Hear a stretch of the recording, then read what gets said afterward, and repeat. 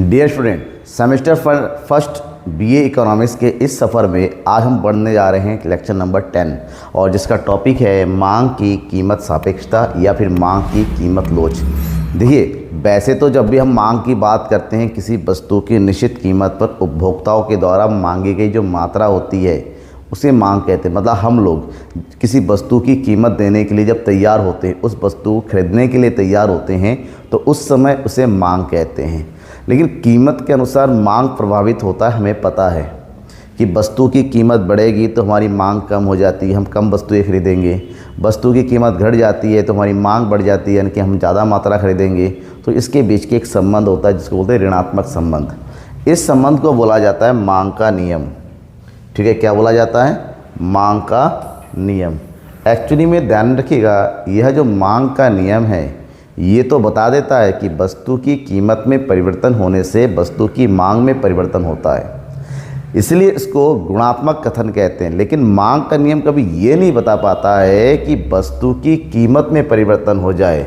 अगर वस्तु की कीमत में परिवर्तन हो जाए तो उसकी मात्रा में कितना परिवर्तन होगा ये नहीं बता है। मतलब क्वांटिटी ऑफ चेंज वो क्या होता है, किस रेशियो में बदलता है, कितना परसेंटेज में बदलाव होता है, इस चीज़ को जो है मांग का नियम नहीं बताता है। मांग का नियम केवल एक ही बात बताता है कि वस्तु की कीमत में और वस्तु की मांग में ऋणात्मक संबंध होता है, उल्टा संबंध होता है। यानी कि वस्तु की कीमत कम होती है तो मांग बढ़ जाती है, वस्तु की कीमत बढ़ जाती है तो मांग कम हो जाती है, बस। लेकिन जब हम वस्तु की कीमत में परिवर्तन से उसकी मांग में कितना परिवर्तन हो जाता है इस बात के बारे में समझेंगे, तो यहाँ पर इन दोनों के बारे में बताता है। वो है मांग की मूल्य सापेक्षता या मांग की लोच या मांग की लोच। इसका मतलब यहाँ पर मांग की लोच मतलब ही होता है, लोच का मतलब होता है परिवर्तन होना। लोच का मतलब ही है परिवर्तन होना। और ये परिवर्तन एक्चुअली में जब हम मांग की कीमत लोच की बात करते हैं तो ये बताता है अगर वस्तु की कीमत में परिवर्तन हो रहा है तो उसी के अनुपात में वस्तु की मांग में भी क्या होगा, परिवर्तन होगा। अगर वस्तु की कीमत में 10% का परिवर्तन होता है तो मांग की लोच ये बताता है कि वस्तु की मांग में कितना परिवर्तन होगा। इसका मतलब होता है कि वस्तु की मूल्य या कीमत में होने वाले परिवर्तन से उस वस्तु की मांग में होने वाले परिवर्तन के बीच का संबंध, आनुपातिक संबंध, चाहे वो प्रतिशत में निकाला जाए या फिर संख्याओं में निकाला जाए, जो संबंध निकल के आएगा उसी संबंध को मांग की कीमत लोच या मांग की लोच के नाम से जानते हैं। जैसे मांग कई कारकों से प्रभावित होता है, लेकिन प्रभावित होने का जो सबसे मेन कारक है वो कीमत ही है। तो मांग के प्रभावित होने वाले प्रमुख कारक जैसे कीमत है, आय है, अन्य मांग है, जो आड़ी मांग है, अन्य वस्तुएं हैं। तो इसके आधार पर 3 प्रकार की लोच है, कीमत लोच, आय लोच और आय या तिरछी लोच। कीमत लोच सबसे ज़्यादा इम्पॉर्टेंट है यहाँ पर। अब इसकी लोच के बारे में बेनहम ने अपने शब्दों में एक्सप्लेन किया कि यह विचार कीमत में थोड़े से परिवर्तन के परिणाम स्वरूप, अगर कीमत में थोड़ा परिवर्तन होता है तो मांग की मात्रा में भी परिवर्तन होता है। तो इसी को हम मांग की लोच के नाम से जानते हैं। जबकि जे.के. स्तंभ ने कहा है कि मांग की कीमत सापेक्षता, मांग की कीमत सापेक्षता मतलब ही समझो मांग की लोच, सापेक्षता ही यहाँ पर लोच है। तो मांग की कीमत सापेक्षता कीमत में परिवर्तन के परिणाम स्वरूप मांग की मात्रा में होने वाला परिवर्तन है। और वहीं पर श्रीमती जॉन रॉबिन्सन ने भी अपने शब्दों में व्याख्या किया। उन्होंने कहा कि मांग की लोच कीमत में थोड़े से परिवर्तन का परिणाम स्वरूप खरीदी गई मात्रा के अनुपातिक परिवर्तन में कीमत के अनुपातिक परिवर्तन के भाग देने से प्राप्त होती है। मतलब वस्तु की कीमत में अनुपातिक परिवर्तन हो रहा है और उससे वस्तु की मांग में भी अनुपातिक परिवर्तन हो रहा है। तो कीमत में परिवर्तन से वस्तु की मांग में परिवर्तन को भाग कर दिया जाता है। तो जो आंसर आता है, जो रेशियो आता है, जो अनुपात आता है, उसी को ही वस्तु की मांग की कीमत लोच कहते हैं। यहाँ पर जो फार्मूला दिया रॉबिन्सन के अनुसार कि यहाँ पर वस्तु की कीमत अनुपातिक प्रतिशत परिवर्तन से मांग के अनुपातिक या प्रतिशत परिवर्तन को भाग कर दिया जाता है, जिससे मांग की लोच कहते हैं। इसको बोलते हैं प्रतिशत विधि। क्या बोलते हैं?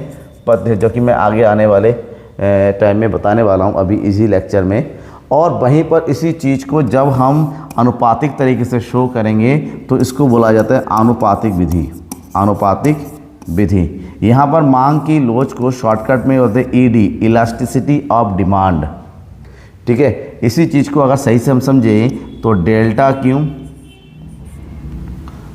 अपॉन क्यू डिवाइडेड बाई मतलब delta P upon P formula बनता है। इसी चीज़ को थोड़ा सा एक्सप्लोर किया जाए तो delta Q upon Q multiply by P upon delta P बन जाता है। यहाँ पर डेल्टा क्यू का मतलब होता है वस्तु की मांग की मात्रा में परिवर्तन, मांग में कितना परिवर्तन हुआ। डेल्टा पी बताता है वस्तु की कीमत में कितना परिवर्तन हुआ, और यह है वस्तु की वास्तविक मूल्य, और यह है वस्तु की वास्तविक मात्रा पुराने वाली। तो इस आधार पर कीमत में परिवर्तन और मांग की मात्रा में परिवर्तन के अनुपात जब निकाला जाता है वही कीमत लोच के नाम से जाना जाता है। अब बात ये होती है कि वस्तु की जो कीमत लोच होती है हम कैलकुलेट जब करते हैं तो कितने प्रकार की लोच होती हैं। तो वस्तु की लोच की प्रमुखता 5 श्रेणियाँ होती है, 5 प्रकार की लोच होती हैं। एक है सापेक्षता लोचदार मांग, सापेक्षता बेलोचदार मांग। सापेक्षता लोचदार मांग मतलब होता है यहाँ पर लोच एक से ज़्यादा होती हैं।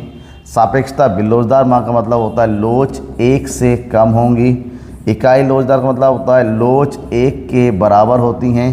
पूर्णतः लोचदार मतलब होता है कि लोच अनंत होती हैं, बहुत अधिक। और यहाँ पर बेलोचदार का मतलब होता है लोच 0 के बराबर होती हैं। तो 5 प्रकार के लोच की श्रेणियाँ होती हैं, 5 तरह की लोच होती हैं। इनको हमें विस्तार से समझना है। सबसे पहला है सापेक्षता लोचदार मांग। सापेक्षता लोचदार का मतलब मांग की लोच की वो पहली श्रेणी जहाँ पर ये बात होता है कि लोच एक से ज़्यादा होता है। एक से ज़्यादा होने का मतलब होता है अधिक लोच है। अधिक लोच का मतलब ये हुआ कि वस्तु की कीमत में जितना परिवर्तन हो रहा है उसकी तुलना में उसकी मांग में अधिक परिवर्तन हो रहा है। ठीक है ना। तो यहाँ पर वस्तु की कीमत में परिवर्तन की तुलना में मान लो कीमत में 10% का परिवर्तन होता है तो वस्तु की मांग में उससे अधिक 20% का परिवर्तन हो रहा है। तो ऐसी स्थिति में जब हम लोच की गणना करेंगे वस्तु की मांग में मात्रा में प्रतिशत परिवर्तन बट्टे वस्तु की कीमत में, तो कितना आ गया 2, और ये 2 हमारा क्या है, 1 से ज़्यादा है। तो इस स्थिति को सापेक्षता लोचदार मांग कहते हैं। बहुत सारी वस्तुएं ऐसी होती हैं जहाँ पर कीमत में कम और उसकी मात्रा में ज़्यादा परिवर्तन, जैसे एसी हो गया। ये एक ऐसी वस्तु है, एक ही सी की कीमत अगर मार्केट में कहा जाए 10,000 रुपये डिस्काउंट तो लोग धड़ाधड़ खरीदने चले जाएंगे, क्योंकि गर्मी का मौसम है तो यहाँ पर लोच अधिक पाया जाएगा। इस चीज़ को अगर रिप्रेजेंट करना है हमें ग्राफ में तो कुछ इस तरह से रिप्रेजेंट करते हैं। लोच, वस्तु की कीमत पहले यहाँ थी, मांगी जा रही यूनिट पी और ये क्यू। अब वस्तु की कीमत घट गई इतनी, तो वस्तु की कीमत घटने से देखिए वस्तु की मांग की मात्रा में अधिक परिवर्तन हो रहा है। यह वस्तु की कीमत घट के P1 हो गई। तो इस स्थिति को, क्योंकि यहाँ पर कीमत में कम परिवर्तन हुआ जबकि मांग में अधिक परिवर्तन हो रहा है, इसी स्थिति को हम बोलते हैं सापेक्षता लोचदार मांग या फिर सापेक्षता लोच। ठीक है, समझ में आ गया। इसके बाद होता है सापेक्षता बेलोचदार मांग। बेलोचदार जो है उससे ठीक उल्टा है। बेलोचदार की स्थिति में ये मानते हैं वस्तु की कीमत में जितना परिवर्तन होता है उसकी तुलना में वस्तु की मांग में कम परिवर्तन हो रहा है। मतलब देखिए, वस्तु की कीमत में होने वाले परिवर्तन के फलस्वरूप उसके मांग में कम परिवर्तन होता है, यानी कि वस्तु की कीमत में 10% का परिवर्तन हो रहा है लेकिन मांग केवल 8% का ही परिवर्तन हो रहा है। मतलब मांग में उतना ज़्यादा प्रभाव नहीं पड़ रहा है। इस स्थिति में वस्तु की मांग की मात्रा बट्टे वस्तु की कीमत यानी कि लोच कितनी होगी 0.8, जो कि 1 से कम है। जब भी लोच 1 से कम होगा कैलकुलेशन करते वक्त, उस वक्त समझ लेना कि वो सापेक्षता बेलोचदार ही है। और स्थिति में जो मांग वक्र बनेगा थोड़ा सीधा खड़ा बनेगा इस तरह से। पहले हमारी कीमत यहाँ थी तो मांगी जा रही थी इतनी यूनिट कीमत पर, ये है। अब वस्तु की कीमत कम हो गई, यहाँ पर P1 देखिए वस्तु की कीमत में कमी हो गई तो हमारी जो मांग है वो इतनी बढ़ी, यानी कि वस्तु की कीमत के कंपैरिजन में वस्तु की मांग की मात्रा में परिवर्तन देखिए कम हो रहा है। कम होने की स्थिति को ही यहाँ पर सापेक्षता बेलोचदार मांग कहा जाता है इसको। ठीक है। तीसरी स्थिति होती है इकाई लोचदार मांग। इकाई लोचदार मांग का सीधा मतलब होता है कि लोच एक हो, और लोच एक तब होता है कि वस्तु की कीमत में जितना परिवर्तन होता है उतना ही उसकी मांग में परिवर्तन हो रहा है। बेसिकली ये सामान्य वस्तु की स्थिति में होता है, जैसे टीवी हो गया, मोटरसाइकिल हो गया, दूसरे यूटेंसिल्स हो गए। देखिए टीवी की कीमत अगर कम होती है उसी अनुपात उसकी मांग में वृद्धि होती है, मोटरसाइकिल की कीमत में कम होती है, मांग भी उसी अनुपात, यानी कि कीमत के अनुपात में ही जब वस्तु की मांग में वृद्धि होती है।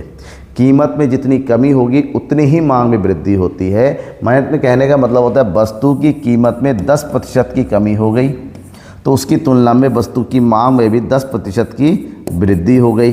जब दोनों में एक समान परिवर्तन होता है तो मांग बट्टे कीमत यानी कि 1, तो मांग की लोच यहाँ पर इकाई के बराबर हो गई। जब इकाई की बराबर होती है तो जो मांग वक्र बनेगा वो कुछ इस तरह से बनेगा, जहाँ पर वस्तु की कीमत पहले यहाँ थी, मांग की मात्रा इतनी है। ठीक है। वस्तु की कीमत में कमी होगी यहाँ पर होगी, ये होगी P1, तो जितनी कमी हो गई देखिए उतनी ही मांग में क्या हो रही है, वृद्धि हो रही है। तो ये हो गया आपका सापेक्षता लोचदार मांग, सॉरी इकाई लोचदार मांग। लेकिन ये तो दूसरी स्थिति होती, कभी कभी ऐसा होता है कि वस्तु की कीमत में बिल्कुल परिवर्तन नहीं होता है लेकिन उसके बावजूद भी वस्तु की मांग में परिवर्तन हो जाता है। बेसिकली ये तब होता है जब अफवाह वगैरह फैलता है कि ये ख़त्म हो रहा है, वो हो रहा है, ये हो रहा है, अटरम सटरम, यानी कीमत के कारण नहीं दूसरे चीज़ों के कारण यहाँ पर मांग में बहुत अधिक वृद्धि हो जाती है।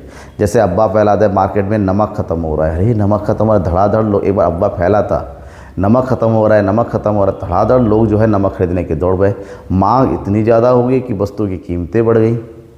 तो यहाँ पर कीमतों के नहीं दूसरे कारणों के प्रभाव से कीमत में ना परिवर्तन होने के बावजूद भी जब वस्तु की मांग बढ़ जाता है तो ऐसे में मान चाहते हैं कि वस्तु की कीमत, ठीक है,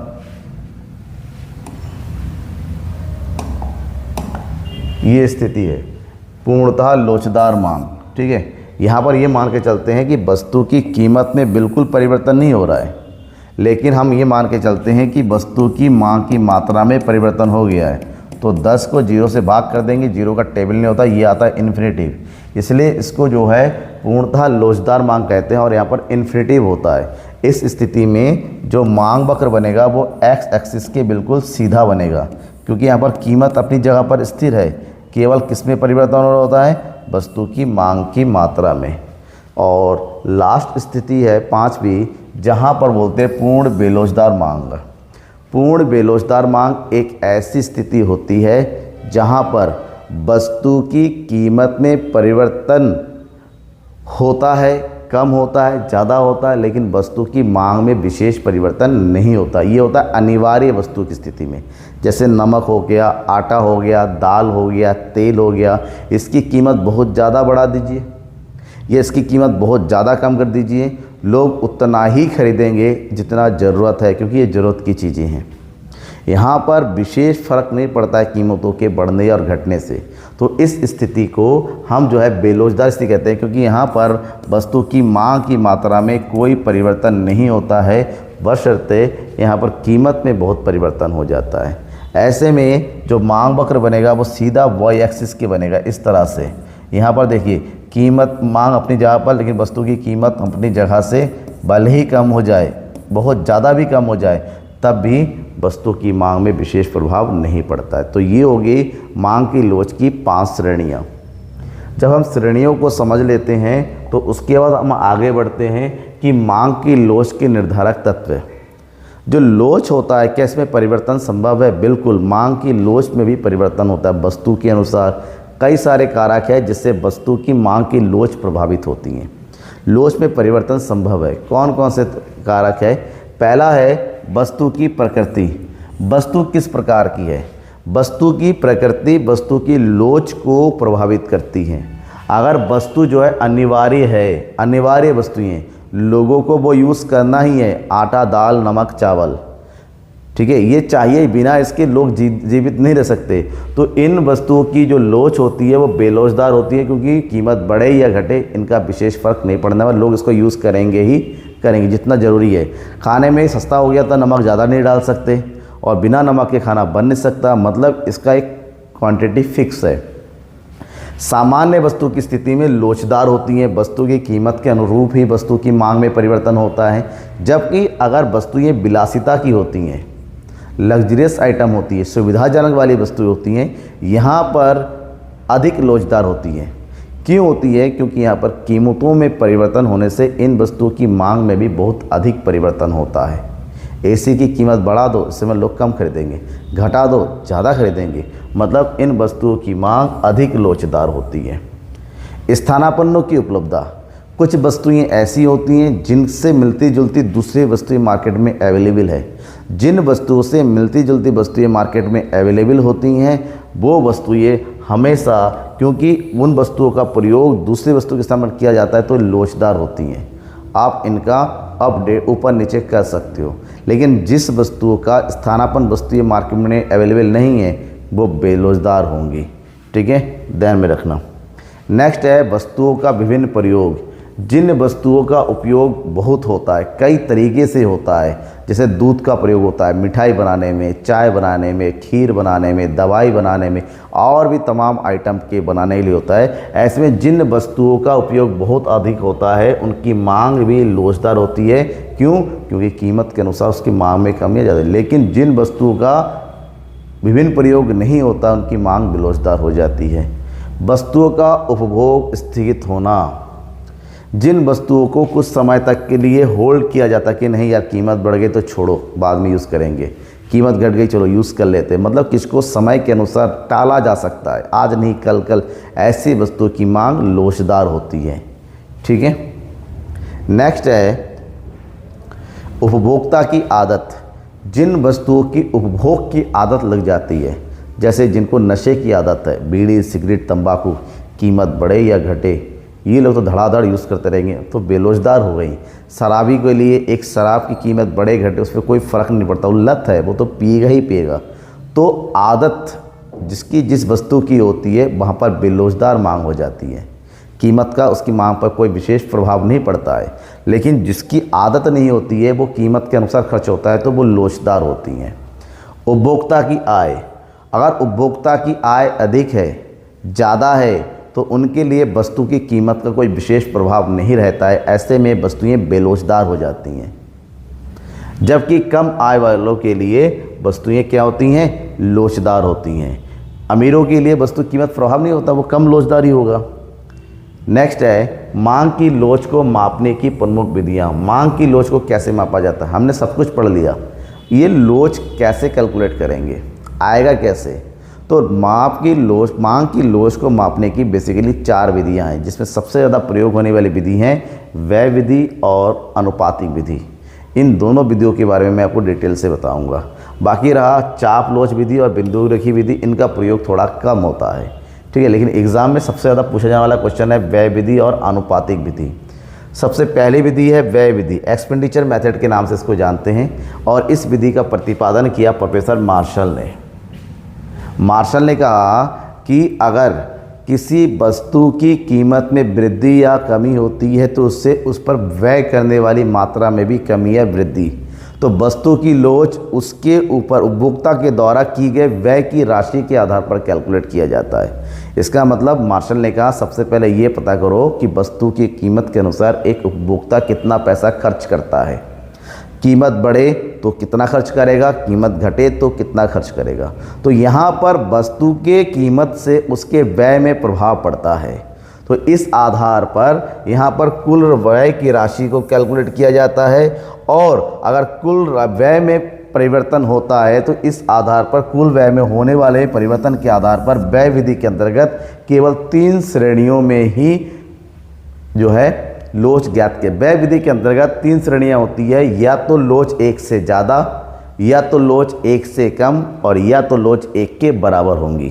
पहला, लोच इकाई के बराबर कब होंगी? जब किसी वस्तु की कीमत के घटने या बढ़ने पर उसकी व्यय पर कोई प्रभाव नहीं पड़ता। जैसे फॉर एग्जांपल किसी वस्तु की कीमत थी ₹3 प्रति इकाई, मांगी जा रही थी 10 यूनिट। कितनी यूनिट? 10 यूनिट। अब उस वस्तु की कीमत बढ़ के हो गई ₹10 और तो मांगी जा रही है केवल 3 यूनिट। तो पहले 3 रुपये थी 10 यूनिट, इसका मतलब खर्च कितना हो रहा था? 30 रुपये। ये था एक्सपेंडिचर। लेकिन भाई वस्तु की कीमत बढ़ने के बाद 3 यूनिट, लेकिन अब भी खर्च कितना हो रहा है? 30 रुपये। इस स्थिति में वस्तु की कीमत के घटने या बढ़ने से व्यय पर, कुल व्यय पर कोई प्रभाव नहीं पड़ रहा है। पहले भी उतना ही खर्च होता था, अब भी उतना ही खर्च होता है। तो इस स्थिति में जो लोच है 1 के बराबर होती, मतलब जहाँ खर्च ना बदले तो वो लोच 1। दूसरी स्थिति होती है मांग की कीमत लोच इकाई से अधिक होती है। मांग की लोच इकाई से तब होती है जब वस्तु की कीमत के घटने के फलस्वरूप कुल व्यय बढ़ जाए या फिर वस्तु की कीमत के बढ़ने के फलस्वरूप कुल व्यय घट जाए। मान लीजिए कि वस्तु की कीमत पहले 10 रुपये थी और मांगी जा रही है 5 यूनिट, यानी कितना पैसा खर्च कर दिया जा रहा है? 50 रुपये। अब वस्तु की कीमत घट के होगी 8 रुपये और उस पर वो वस्तुएं कितनी खरीदी जाए? 8 रुपये प्रति इकाई होने पर वस्तुएं खरीदी जा रही हैं 10 यूनिट। तो इसका मतलब कितना रुपये ज़्यादा खर्च हो गया? अब 30 रुपये। मतलब जब कुल व्यय बढ़ जाए कीमत के घटने के साथ साथ, तो उस स्थिति में लोच इकाई से अधिक होती हैं। जबकि तीसरी स्थिति इसकी ठीक रिवर्स है। अगर कुल व्यय की राशि यदि कीमत में कमी के साथ साथ कम हो जाती है और कीमत में वृद्धि के साथ साथ बढ़ जाती है, उस समय लोच 1 से कम होंगी। कैसे? मान लीजिए वस्तु की कीमत थी 5 और मांगी जा रही है 10 यूनिट। कितनी यूनिट? 10 यूनिट। तो कितना पैसा खर्च कर दिया जा रहा है? 50 रुपये। वस्तु की कीमत घट के हो गई 4 और मांगी जा रही है कितनी यूनिट? 12 यूनिट। तो खर्च कितना किया जा रहा है? 48 रुपये। यानी कि यूनिट तो बढ़ गया लेकिन खर्च की राशि बढ़ गई, घट गई। तो ऐसी स्थिति में अगर कीमत में कमी होने से व्यय की राशि भी कम हो जाए और कीमत में वृद्धि होने से व्यय की राशि भी बढ़ जाए, तो हम ये मान के चलते हैं लोच 1 से कम है। तो व्यय विधि में केवल 3 तरीके से ही 3 लोच ही ज्ञात किया जा सकता है। तो सेकंड मेथड है अनुपातिक या प्रतिशत विधि, जिस विधि का प्रतिपादन प्रोफेसर फ्लेक्स ने किया था। प्रोफेसर फ्लेक्स ने इस विधि के प्रतिपादन करते हुए कहा कि हम वस्तु की मांग लोच निकालने के लिए उस वस्तु की कीमत में होने वाले प्रतिशत परिवर्तन से उस वस्तु की मांग में होने वाले प्रतिशत परिवर्तन को भाग कर देते हैं। तो ऐसे में जो परिवर्तन प्रतिशत के अनुसार निकल के आता है वही होता है मांग लोच। तो ये मांग लोच निकालने के लिए जो फार्मूला दिया गया कि कीमत में अनुपातिक परिवर्तन से भाग कर देंगे वस्तु की मांग में होने वाले प्रतिशत परिवर्तन को, या फिर दूसरा जो मेथड होता है that is ED equal to delta Q upon Q upon delta P। अब इस विधि को अगर हम इन शॉर्ट समझ में नहीं आ रहा है आपको, इसको इस तरह से लिखा जाता है ED equal to delta Q upon Q multiply by P upon delta P। ये फार्मूला होता है एक्चुअल में, ठीक है। ये फार्मूला इस चीज़ को रिवर्स करके दिखाएं। कहने का तरीका एक ही है, अलग अलग जहाँ पर अलग अलग तरीके से। कुछ बच्चे कहेंगे सर गलत है, गलत नहीं है, क्योंकि देखो इसी चीज़ को कन्वर्ट करेंगे ना, कुछ इस तरह से निकलेगा delta Q upon delta P divided by Q upon P। अगर इसको कन्वर्ट करोगे तो ये सीधा इसी में कन्वर्ट होगा, डिवाइड को मल्टीप्लाई में, एक ही फार्मूला है। अब ये है प्रतिशत विधि।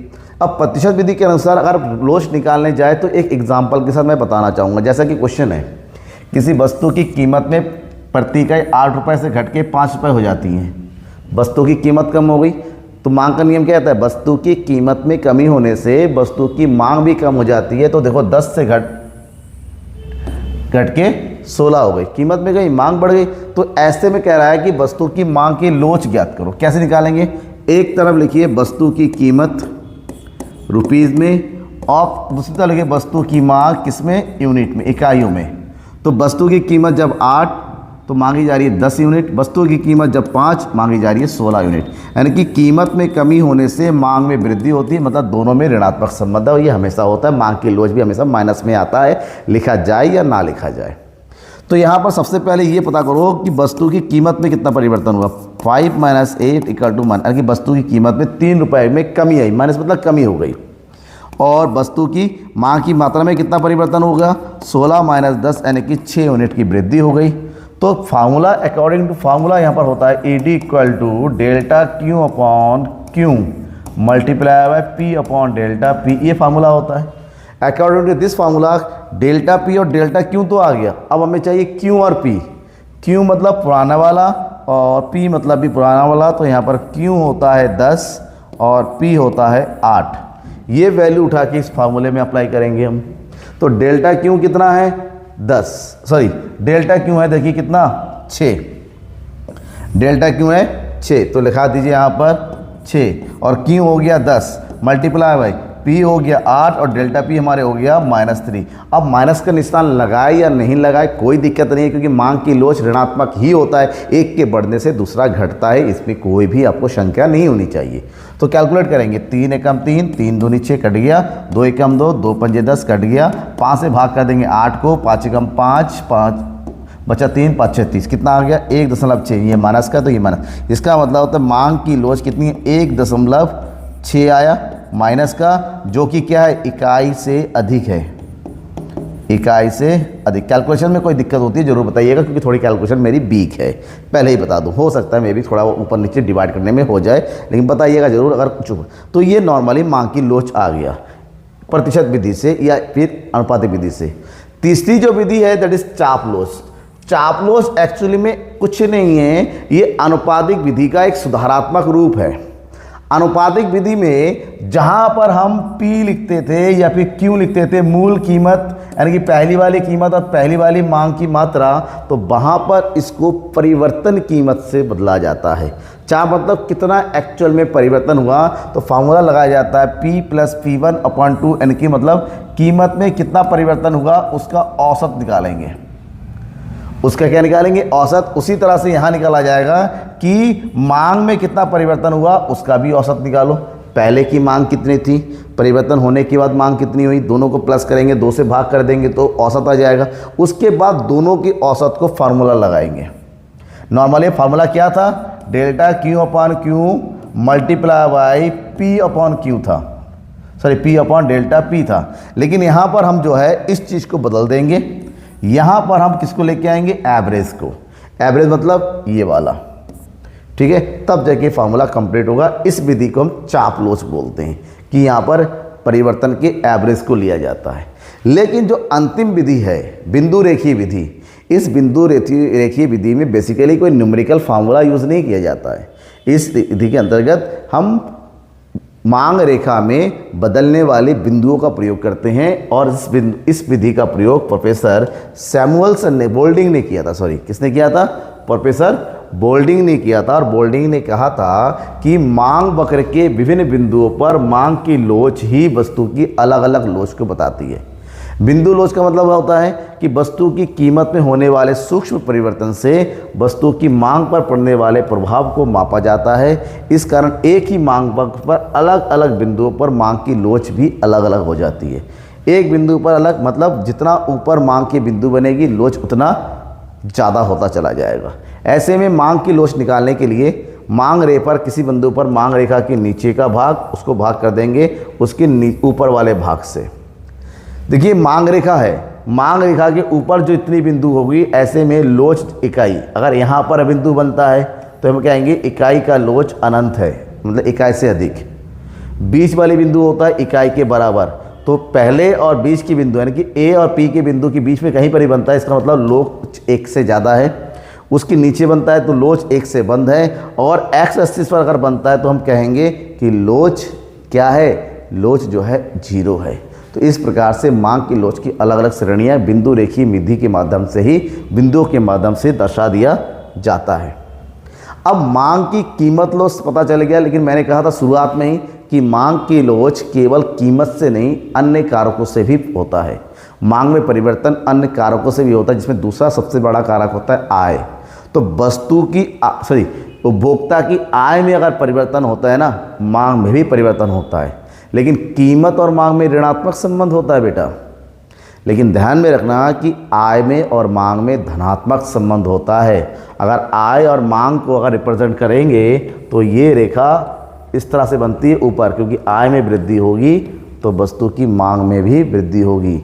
इसका मतलब आय में होने वाले परिवर्तन से वस्तु की मांग में होने वाले परिवर्तन के बीच के संबंध को आय मांग कहते हैं और इसके बीच के परिवर्तन के संबंध को वस्तु की मांग की आय लोच कहते हैं, क्योंकि यहाँ पर बाकी चीज़ों को स्थिर रखते हैं, केवल आय में परिवर्तन कहते हैं।